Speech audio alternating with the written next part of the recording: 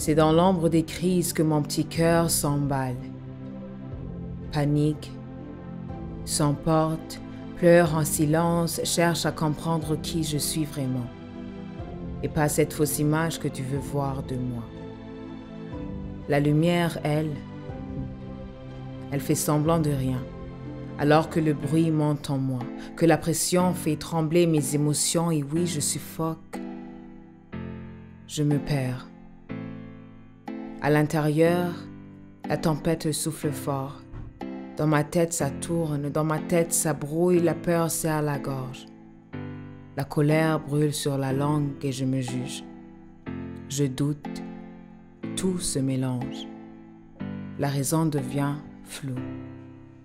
Mais j'ai appris à freiner, à calmer la tempête qui hurle en moi, à prendre le temps de respirer. Juste une pause, un souffle pour que la clarté puisse revenir. La paix s'installe, même au milieu du chaos, je reste debout, ouverte, éveillée. Je suis cette femme libre, pas parfaite, mais vraie. C'est un début déjà, les conflits sont là, oui, mais je choisis d'avancer, de garder la tête claire, d'élargir mon regard et d'avancer malgré tout.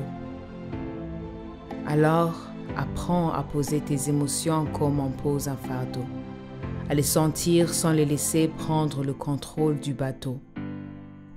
Prends tout ton temps. Respire avant de lancer le premier coup, car dans la colère, souvent, c'est la raison qu'on tue. Quand la peur nous serre ou que la rage monte, ne laisse pas ta main écrire l'histoire de futurs remords. Les conflits, ça brûle. Mais la vengeance, ça dévore plus.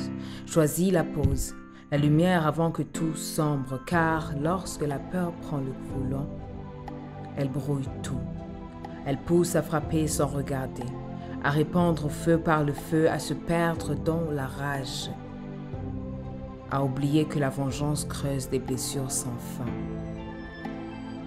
Alors, je choisis de me détacher, de laisser les tempêtes s'apaiser en silence avant de poser mes pas, de parler, d'agir, car j'ai peur de brûler toute chose qui pourrait renaître.